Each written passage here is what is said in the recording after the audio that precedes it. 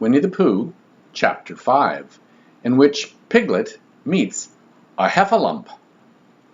One day when Christopher Robin and Winnie the Pooh and Piglet were all talking together, Christopher Robin finished the mouthful he was eating and said carelessly, "I saw a heffalump today, Piglet."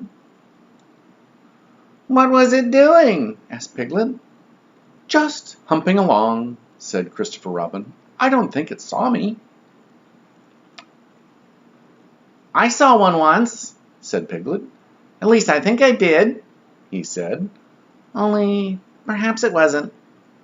"So did I," said Pooh, wondering what a heffalump was like. "You don't often see them," said Christopher Robin carelessly. "Not now." "Not at this time of year." Then they all talked about something else, until it was time for Pooh and Piglet to go home together. At first they stumped along the path which edged the 100-acre wood.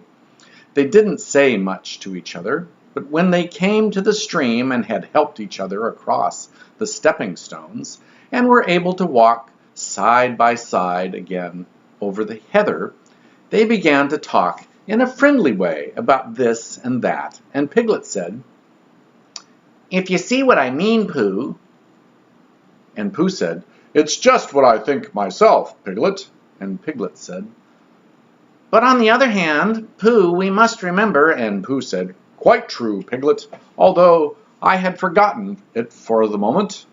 And then, just as they came to the 6 pine trees, Pooh looked round to see that nobody else was listening, and said in a very solemn voice, "Piglet, I have decided something."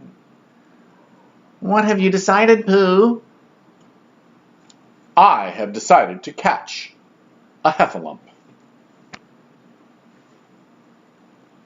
Pooh nodded his head several times as he said this, and waited for Piglet to say, "How?" or "Pooh, you couldn't," or something helpful of that sort, but Piglet said nothing. The fact was, Piglet was wishing that he had thought about it first. "I shall do it," said Pooh, after waiting a little longer, "by means of a trap. And it must be a cunning trap, so you will have to help me, Piglet." "Pooh," said Piglet, feeling quite happy again, "I will." And then he said, "How shall we do it?" said Pooh, and Pooh said, "That's just it. How?" And then they sat together to think it out. Pooh's first idea was that they should dig a very deep pit, and then the heffalump would come along and fall into the pit. And "Why?" said Piglet. "Why what?" said Pooh. "Why would he fall in?" Pooh rubbed his nose with his paw and said that the heffalump might be walking along, humming a little song and looking up at the sky, wondering if it would rain, and so he wouldn't see the very deep pit until he was halfway down, when it would be too late. Piglet said that this was a very good trap, but supposing it were raining already? Pooh rubbed his nose again and said that he hadn't thought of that. And then he brightened up and said that if it were raining already, the heffalump would be looking at the sky, wondering if it would clear up, and so he wouldn't see the very deep pit until he was halfway down, when it would be too late. Piglet said that now that this point had been explained, he thought it was a cunning trap. Pooh was very proud when he heard this, and he felt that the heffalump was as good as caught already, but there was just one other thing which had to be thought about, and it was this: where should they dig the very deep pit? Piglet said that the best place would be somewhere where a heffalump was just before he fell into it, only about a foot farther on. "But then he would see us digging it," said Pooh. "Not if he's looking up at the sky." "He would suspect," said Pooh. "If he happened to look down. He thought for a long time and then added sadly, "It isn't as easy as I thought. I suppose that's why heffalumps hardly ever get caught." "That must be it," said Piglet. They sighed and got up, and when they had taken a few gorsprickles out of themselves, they sat down again. And all the time Pooh was saying to himself, "If only I could think of something." For he felt sure that a very clever brain could catch a heffalump, if only he knew the right way to go about it. Suppose, he said to Piglet, "you wanted to catch me. How would you do it?" "Well," said Piglet, "I should do it like this. I should make a trap, and I should put a jar of honey in the trap, and you would smell it, and you would go in after it, and I would go in after it," said Pooh excitedly, "only very carefully so as to not hurt myself, and I would get to the jar of honey, and I should lick round the edges first of all, pretending that there wasn't any more, and then I should come back and start licking in the middle of the jar, and then, yes, well, never mind about that. There you would be, and there I should catch you. Now, the first thing to think of is, what do heffalumps like? I should think acorns, shouldn't you? We'll get a lot of... I say, wake up, Pooh!" Pooh, who had gone into a happy dream, woke up with a start and said that honey was a much more trappy thing than acorns. Piglet didn't think so, and they were just going to argue about it when Piglet remembered that if they put acorns in the trap, he would have to find the acorns, but if they put honey, then Pooh would have to give up some of his own honey. So he said, "All right, honey then," just as Pooh remembered it too, and was going to say, "All right, acorns." "Honey," said Piglet to himself in a thoughtful way, as if it were now settled. "I'll dig the pit while you go and get the honey." "Very well," said Pooh, and he stumped off.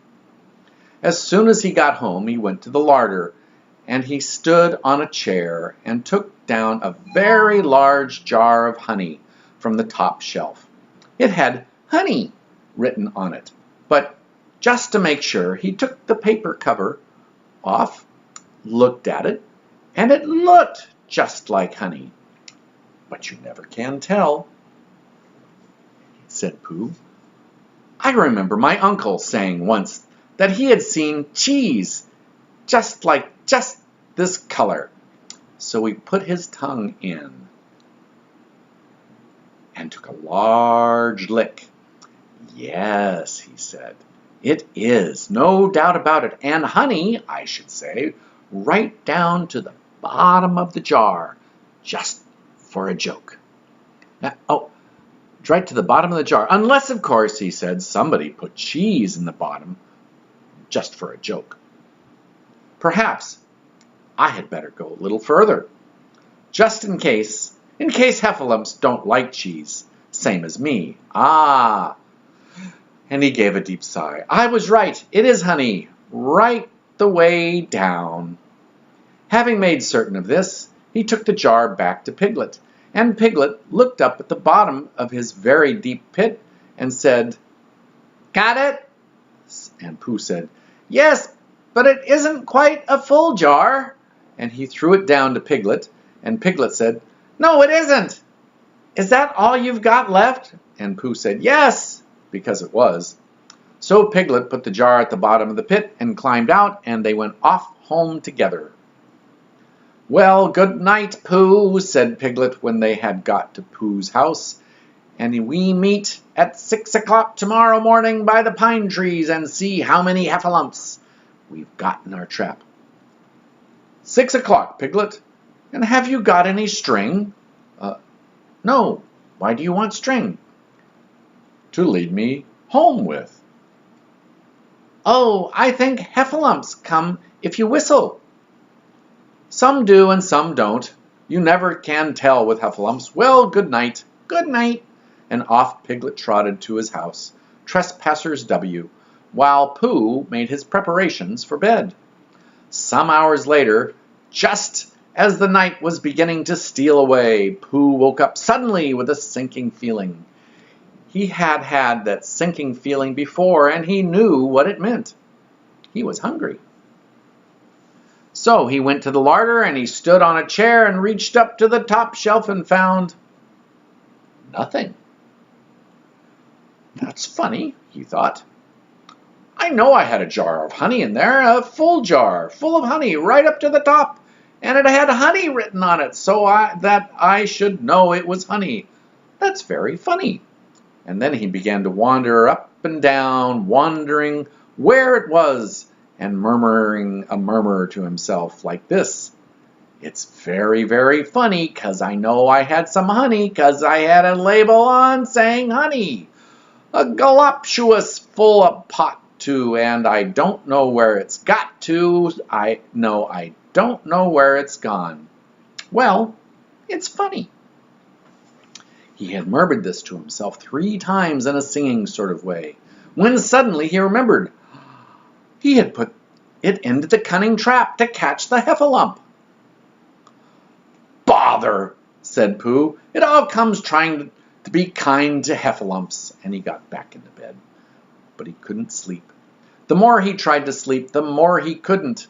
He tried counting sheep, which is sometimes a good way of getting to sleep, and so as that was no good, he tried counting heffalumps. And that was worse, because every heffalump that he counted was making straight for a pot of Pooh's honey and eating it all. For some minutes he lay there miserably. But when the 587th heffalump was licking its jaws and saying to itself, very good honey this. I don't know when I've tasted better. Pooh could bear it no longer. He jumped out of bed, he ran out of the house, and he ran straight to the 6 pine trees. The sun was still in bed, but there was lightness in the sky over the 100-acre wood, which seemed to show that it was waking up and would soon be kicking off the clothes. In the half-light, the pine trees looked cold and lonely, and the very deep pit seemed deeper than it was, and Pooh's jar of honey at the bottom was something mysterious. A shape, and no more. But as he got nearer to it, his nose told him that it was indeed honey, and his tongue came out and began to polish up his mouth, ready for it. Bother, said Pooh as he got his nose inside the jar. A heffalump has been eating it.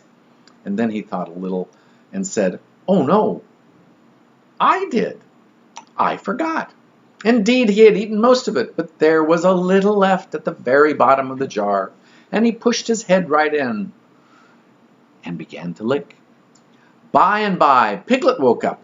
As soon as he woke up, he said to himself, oh, then he said bravely, yes, and then still more bravely, quite so, but he didn't feel very brave, for the word which was really digging about in his brain was heffalumps.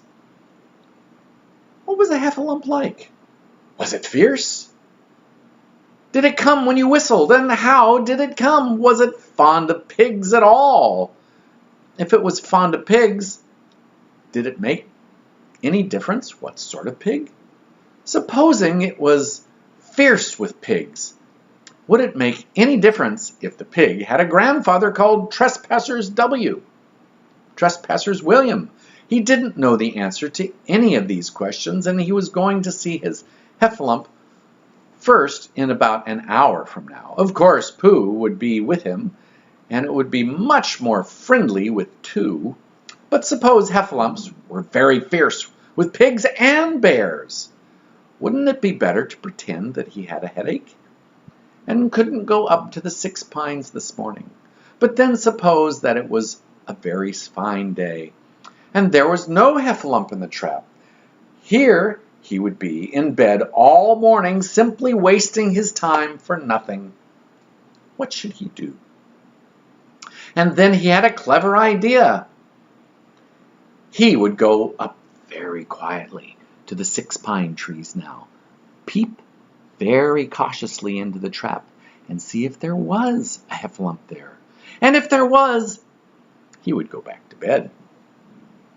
And if there wasn't, he wouldn't. So off he went. At first he thought that there wouldn't be a heffalump in the trap, and then he thought that there would be. And as he got nearer, he was sure that there would, because he could hear it heffalumping about like anything. "Oh dear, oh dear, oh dear," said Piglet to himself, and he wanted to run away. But somehow, having got so near, he felt he must just see what a heffalump was like. So he crept to the side of the trap and looked in. And all the time Winnie the Pooh was trying to get the honey jar off his head. The more he shook, the more tightly it stuck. "Bother," he said, inside the jar. "Oh, help!" And mostly, "Ow!" as he tried bumping it against things. But as he couldn't see what he was bumping against, it didn't help him. And he tried to climb out of the trap, but as he could see nothing but the jar, and not much of that, he couldn't find his way. So at last he lifted his head, jar and all, and made a loud roaring noise of sadness and despair. And it was at that moment that Piglet looked down. "Help, help!" cried Piglet. "A heffalump, a horrible heffalump!" And he scampered off as hard as he could, still crying out, "Help, help, a horrible heffalump, huff, huff, huff, hellable horlump, hell, hole, horlabump, horlalump." And he didn't stop crying and scampering until he got to Christopher Robin's house. "Whatever is the matter, Piglet?" said Christopher Robin, who was just getting up. "Heff," said Piglet, breathing as hard as he could hardly speak. Half a lump." "Where?" "Up there," said Piglet, waving his paw. What did it look like? Like it had the biggest head ever. The biggest head you ever saw, Christopher Robin. A great, enormous thing, like nothing. A huge, big well, like, I don't know, like the enormous big nothing. Like a jar. "Well," said Christopher Robin, putting on his shoes, "I shall go and look at it. Come on." Piglet wasn't afraid if he had Christopher Robin with him, so off they went. "I can hear it, can't you?" said Piglet anxiously as they got near. "I can hear something," said Christopher Robin. It was Pooh bumping his head against a tree root he had found. "There," said Piglet. "Isn't it awful?" And he held on tight to Christopher Robin's hand. Suddenly Christopher Robin began to laugh, and he laughed, and he laughed, and he laughed, and while he was still laughing, crash went the heffalump's head against the tree root. Smash went the jar, and out came Pooh's head again. Then Piglet saw what a foolish piglet he had been, and he was so ashamed of himself that he ran straight off and went to bed with a headache. But Christopher Robin and Pooh went home after to breakfast together. "Oh, Bear," said Christopher Robin, "how I do love you." "So do I," said Pooh.